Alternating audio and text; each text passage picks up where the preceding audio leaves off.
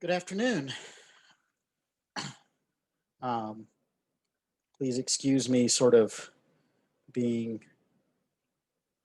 a little out of frame. I'm trying to keep the sun out of my eyes here in my office. Um, so today, um, our plan is to have a discussion, a debate about the particular topic that I distributed last week, which, as a reminder, it is not that. Right, I appear to have copy and pasted something else, so let me go and get it for you.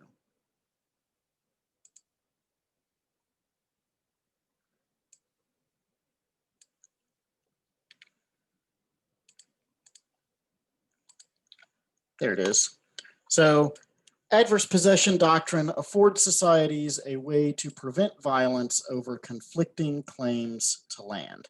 So, the first step that we're going to do is we're going to go into breakout rooms for just a few minutes, one for each side, and you guys are going to bounce ideas off each other and sort of get your thoughts in order, and figure out what you want to argue.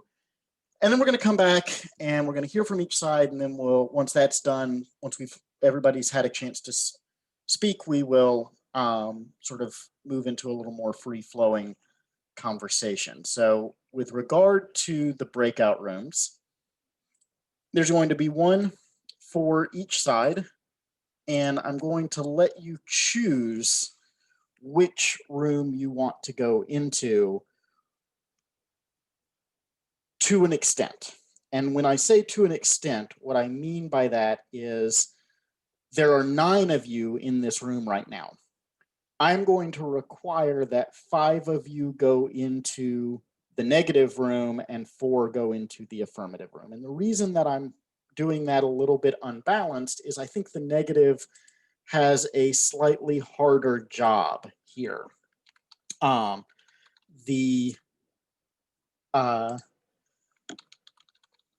assigned reading was is basically an argument for the affirmative, right? The affirmative's argument can just be the can just sort of be from the reading, but the negative has a harder time because you have to build your argument out of basically criticizing the assigned reading.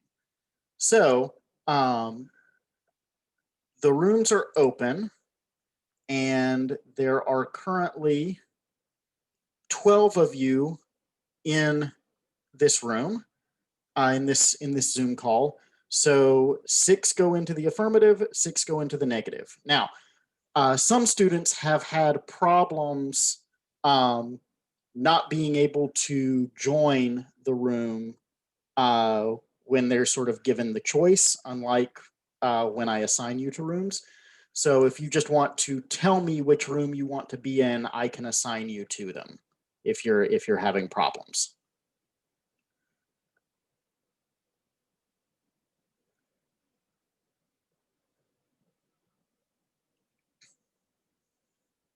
Okay.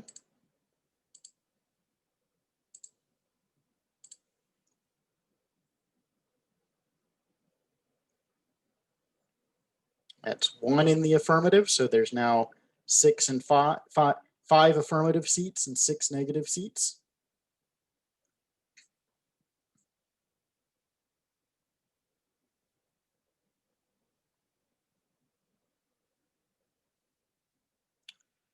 Okay. Me in a room, please. I'm sorry, Adrian. Which room would you like to be put in? Put me in the negative one. Okay. Thanks.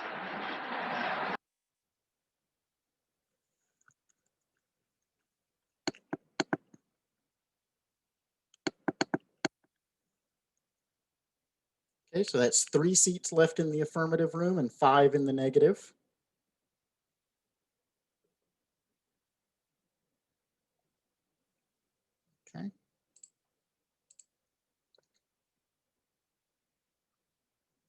All right. 3 seats left in the affirmative, 2 in the negative.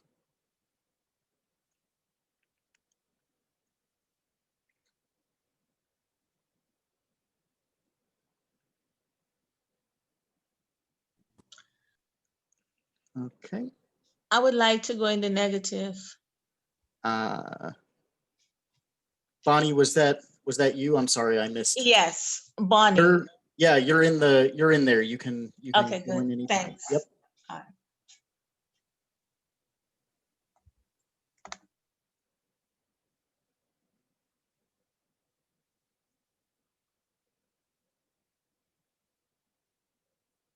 So there's 1 seat left in the negative room. Whoever speaks first gets it. Okay, so you guys are going in the affirmative room.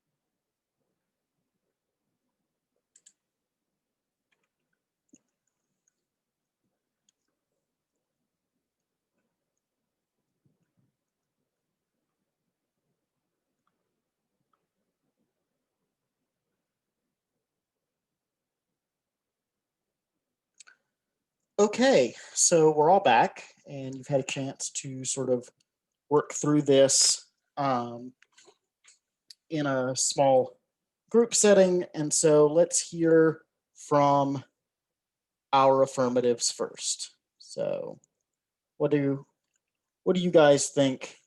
For reference, there's the question before the house. So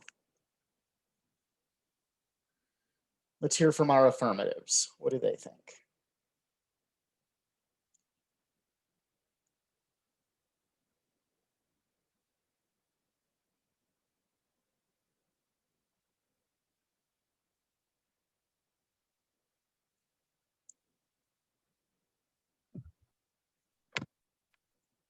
Hi, sir. Can you hear me? Yes, go ahead. Well, for this in this specific scenario, I was affirmative because looking at the whole history of Timor-Leste, literally there were 5 different people that could have claim to a piece of land, which could cause confusion. So in this scenario, I would say yes, that adverse possession doctrine would be the best situation for them. Sure. And I think that, certainly a case is a helpful lens to analyze. Anything else from the affirmers before we hear from our negatives? You muted again, Alika. Well, because I'm looking at the question through this specific jurisdiction. Sure. When looking at it, because it gave a scenario in the beginning of the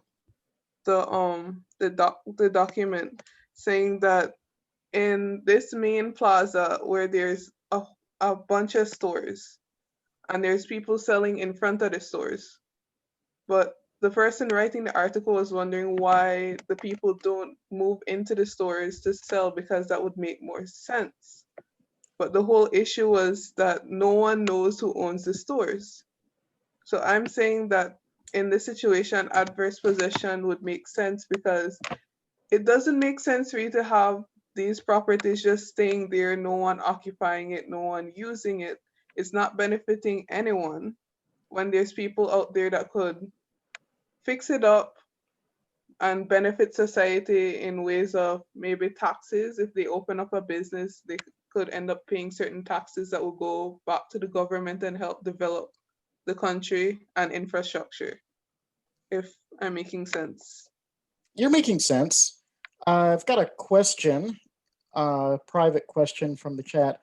Can the case of Buckinghamshire versus Moran be used for limitations and standard of proof? What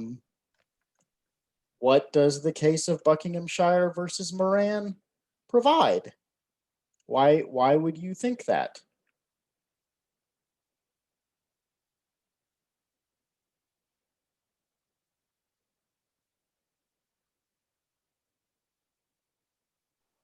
Hello, sir.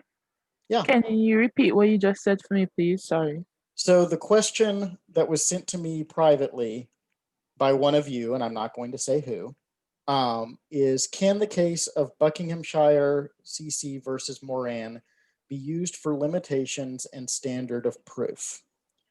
And my response is, what about the case makes you think that it could be? Oh, okay. Thank you. Sure. I want to be clear that my response should not be interpreted as expressing an opinion either way. I'm asking for the reasoning that leads to the question. Okay, what is it about this case that makes you think this is something that I want to pursue?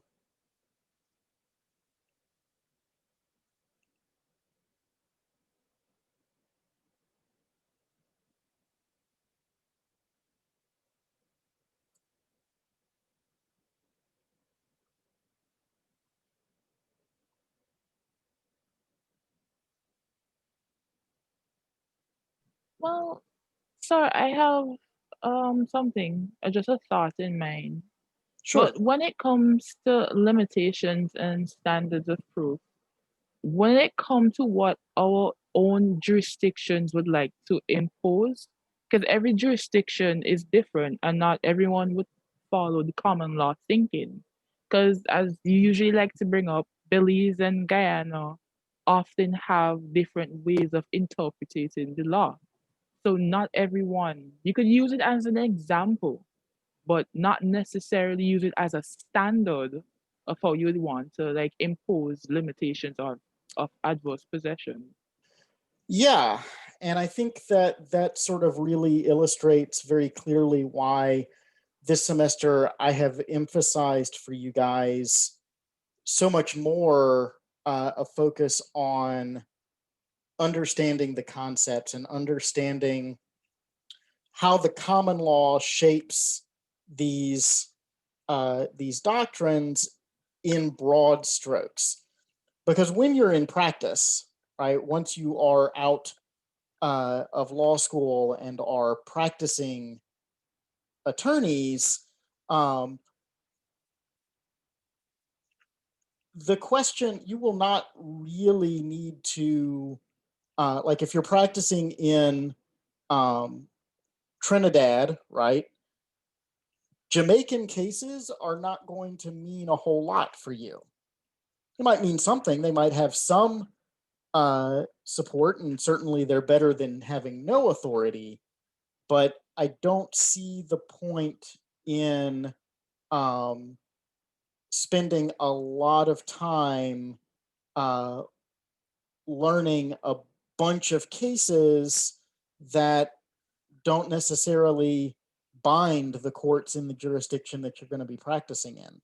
I think it's far more important for you to understand the concepts of where the limitations come from and what are the standards that we're looking for when we attempt to prove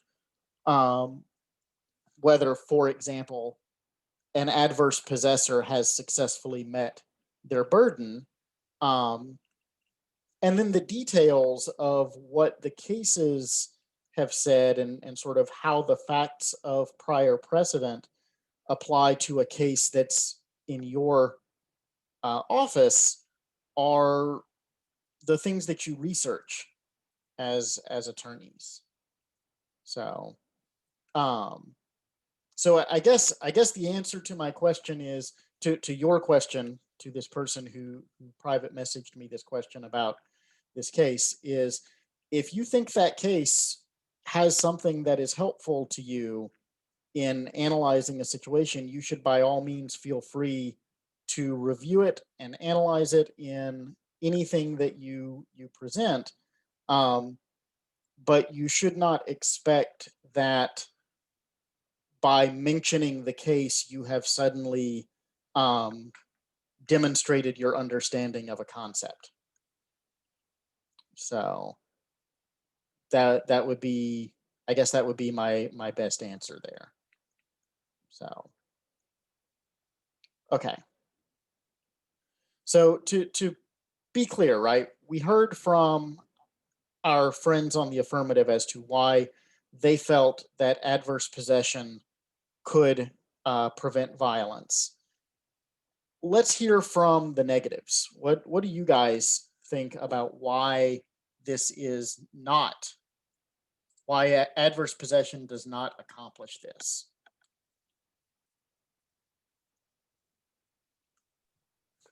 Well, I was on the negative side and I was saying that, in my opinion, adverse possession wouldn't necessarily prevent violence because in the article it was noted that there are potentially 5 groups of title to the property, 5 groups of persons who may have title to the property. So even if one person is selected, that leaves 4 disgruntled parties. So there may still be violence arising within the society. So to simply use adverse possession to give a title may not solve that.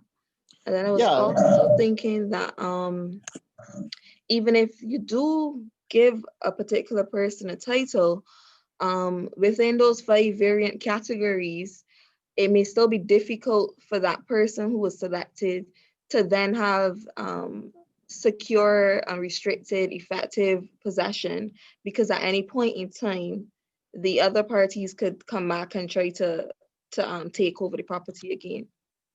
Yeah.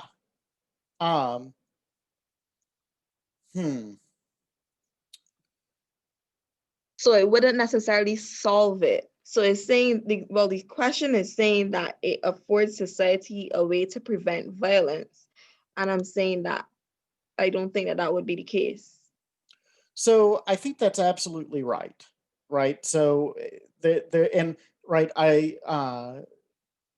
one of your classmates in an earlier tutorial mentioned that in Trinidad and Tobago, there's particularly an issue with even if a court were to rule in someone's favor, that wouldn't prevent the loser in the court case from engaging in self-help and potentially violent self-help. I don't know about that. Never been to Trinidad and Tobago. We can add that to the list of things I need to do. But anyway, I think there's a couple of things that are sort of buried in Helana's comments that I want to draw out that I think are helpful. The first one is the fact that there's sort of 2 different kinds of violent self-help here, right? There is violent self-help where all of the participants have a potentially valid legal claim to the property, right? And so to look at the case of Timor-Leste, you know, as Alika points out, there are 5 different governing authorities that have issued titles to land in Timor-Leste that could each potentially be held by a different person for the same parcel.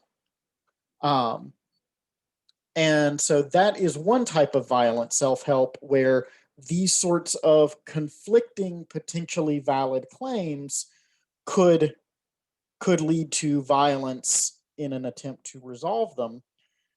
The other type of violent self-help is where a dissatisfied loser, someone who has been dispossessed, who no longer has a valid claim, could engage in violence in an attempt to recover what they've lost.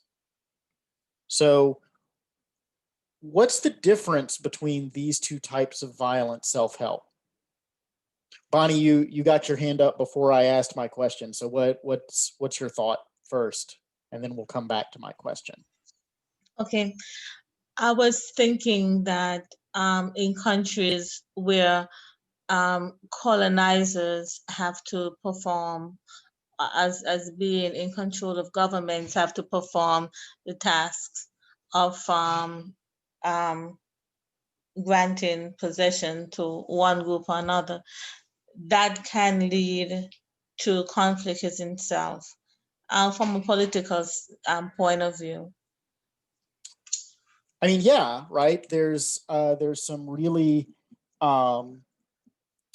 interesting work by Charles Tilley and Donald Horowitz and Ashutosh Varshney looking at how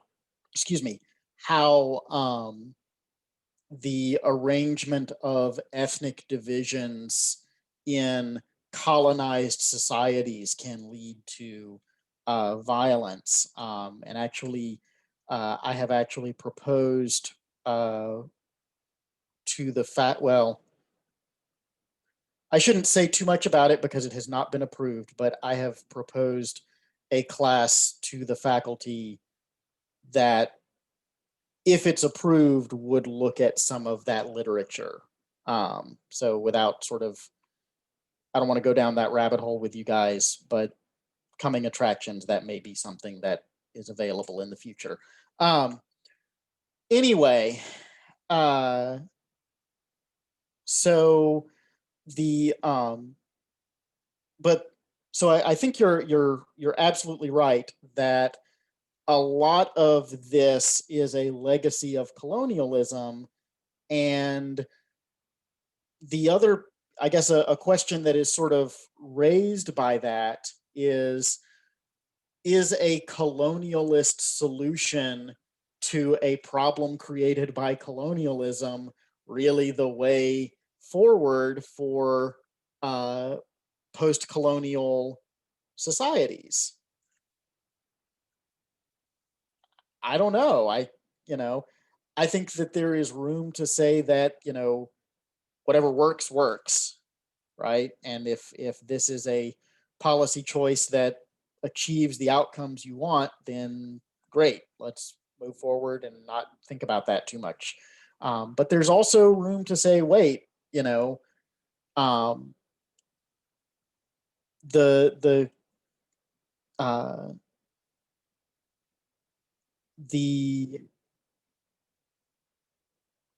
master's house cannot be built with the tools of oppression, right? You can't build your own society using the tools that were used to oppress you to begin with. That's not a specific you, right? That's a generic you. Right? That's sort of the criticism of folks like Walter Rodney and C.L.R. James. But I think that the question but I think that the first question is figuring out, can an adverse possession doctrine accomplish what we want to accomplish?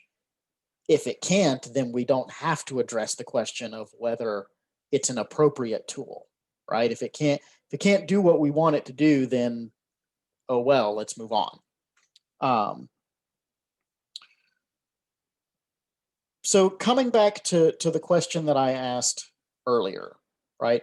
What's the difference between violence where it's driven by multiple competing legitimate claims and violence that is driven basically by a sore loser, right? Engaging in self-help. What's the difference between those?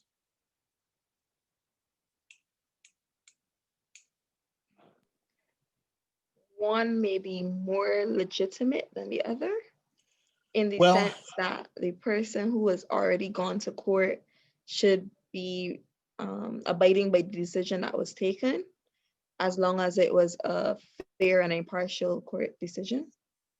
and if it wasn't a fair and impartial court decision, well, there are processes for handling that, right? Sorry, yes, yeah. Yeah. So I agree with what you said. I would phrase it a little bit differently, which is that the difference between those two situations is in how the state responds to it, right? In the case of the loser's self-help, the state's response is very obvious. We prevent the violence and we remove the loser from the situation. But in the case where there's multiple legitimate competing claims, the state's response has to be one of adjudication. The state has to determine who's right before we can start having a conversation about who gets removed and what the state does in response. So, I think you're absolutely saying the right thing. There's just consequences that you haven't teased out. So the whole point of adverse possession is that it gives us a tool to adjudicate these competing claims. Now, in the particular case of Timor-Leste, right, Ms. Williams is not,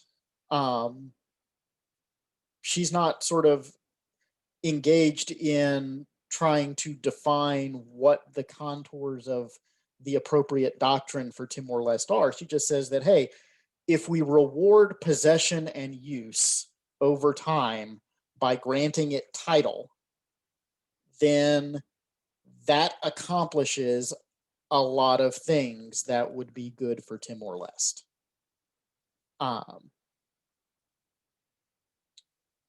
Including preventing violence in these kinds of situations.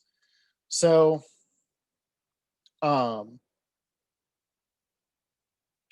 so let me bring it a little bit closer to home as we sort of coast in towards the end of our day. So the positives outweigh the negatives, right? I think that's the argument for the affirmative, right? Is that whatever negatives there are, they are outweighed by the positives. Okay. Sir, Now, yes, go ahead, Adrian. sir, can I make a suggestion? Sure. All right, since because we're on the side against adverse possession. All right, generally, so you're telling me, I think there's an alternative, but it'd be costly. In terms of, we're looking down the line, looking at how the land was chronologically distributed. You trace back the steps to it, you go back to indigenous persons. When you look at it, the land was taken by force throughout the years. However, if you award any particular group this land, there's going to be conflict. Due to adverse possession, you're doing that. However, if you, the government or the state, interject in a compensatory manner, then you might reduce the likelihood of violence. For those persons who are displaced and dispossessed, some sort of compensation goes to them. And that is a suggestion, I'm just throwing it out. that may solve the issue of persons instituting violence for what they think they would have lost. So a reparation scheme in lieu of just a tough luck buddy. Under the state, I'm looking at the state itself to carry out this whole process. Right. But it would be in the form of a reparations process, right? We adjudicate ownership, and whomever is the loser, instead of getting the land, they get some money. No, I meant, Adrian, sorry, I meant in terms of, okay, so using the example of the indigenous people and various colonizers.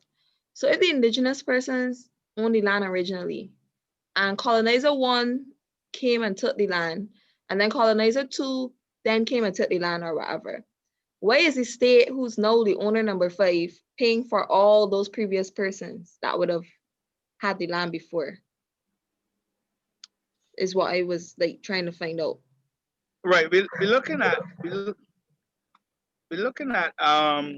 solving an issue more so than looking at who's to blame for it. Where in the absence of all the other parties, the Portuguese have gone, the Indonesian army pull out. Who's left? This is your country. You have to deal with your business. Well, let's hear from Bonnie first, and then Alika.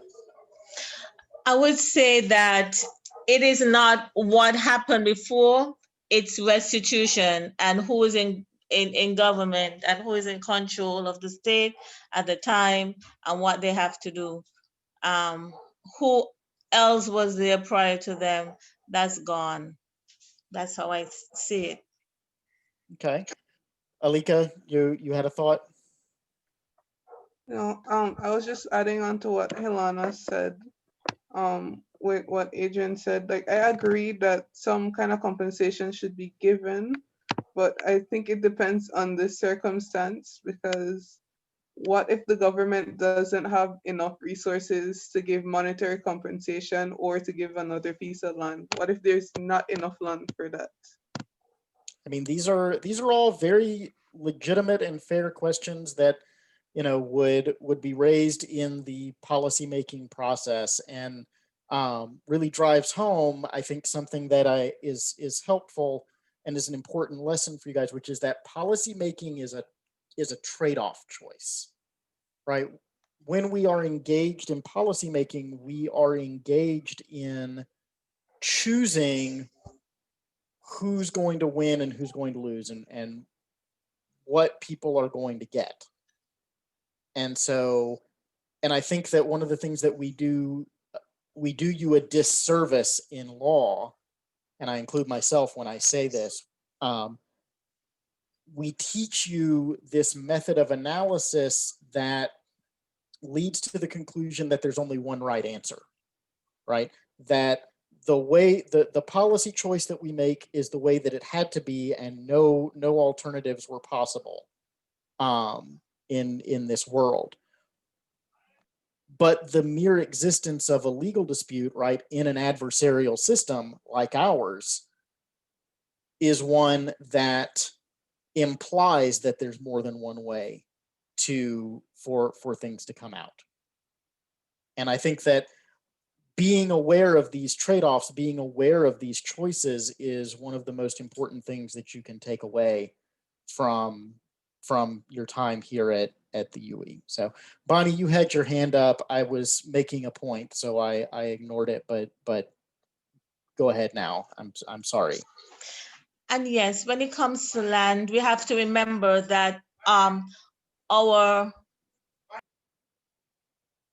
You muted again. We have to remember some of our islands are very small. In fact, mine is just 68 square miles, as opposed to some places in Africa that have vast land.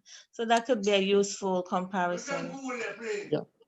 And another, right, and not even all of some of the smallest islands are even inhabitable, right? So 25 years ago, 2/3 of Montserrat was rendered unlivable by the volcano. So So these are real problems with real trade-offs to be made. And Timor-Leste is also an island nation that actually doesn't even control the entire island that it sits on. So we're almost out of time, but I want to just check in and yeah, you know, the government has to step in and provide alternate lots, and sometimes that may not be an option, right? So, you know, when the situation in Montserrat happened, right, almost 3/4 of the population just fled, just left the country altogether.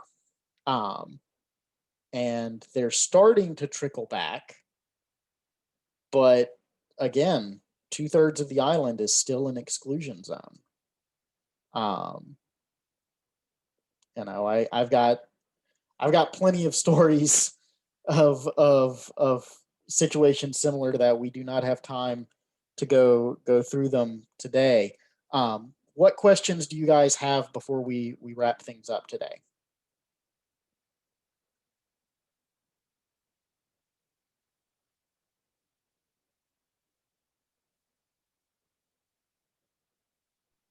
So I have a question. Just give me a second here. Right. So in the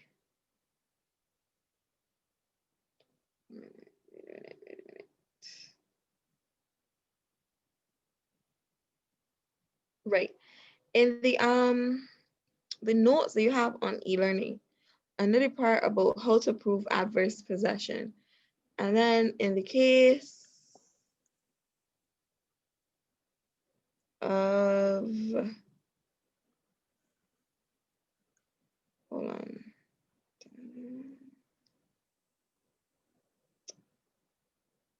This is what Payan Graham is saying. If the squatter is aware of a special purpose for which the paper owner uses or intends to use the land, and the use made by the squatter does not conflict with that use, that may provide some support for finding as a question of fact that the squatter had no intention to possess the land in the ordinary sense. Right. But only an intention to occupy it until needed by the paper owner. So I don't understand in terms of who would then have the property, like, So, because it's not okay. ownership. So the pie case is the case where the House of Lords repudiates the old adverse rule, the American rule, where use that is consistent with the intent of the title owner could never give rise to adverse possession. Okay. And so that statement is where the House of Lords is saying, look, use consistent with intent may be evidence of a lack of adversity, but it is by no means decisive. And so that is the first case, the first House of Lords case where we start to see the development of the modern English rule, where simply taking possession satisfies the adversity requirement. okay, because that was my concern. Yep. Because the person was still a squatter. Yep. They're still there not with the person's permission. So I was a little confused as to why they were saying that. That was the first step away from the old rule. Okay. Okay. But this was 2003.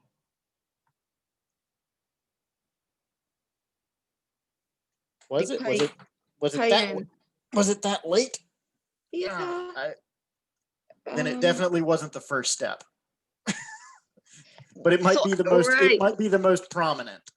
Okay. Okay then. No problem. Thank you. Yeah, no problem. Okay. Anything else? Okay. Well, Do you have what are your office hour times? Sorry? office hours this week are canceled. So if you want to Okay. meet, email me and we'll make an appointment. Okay. Okay, thank you. No problem. See y'all later. All right. Take care.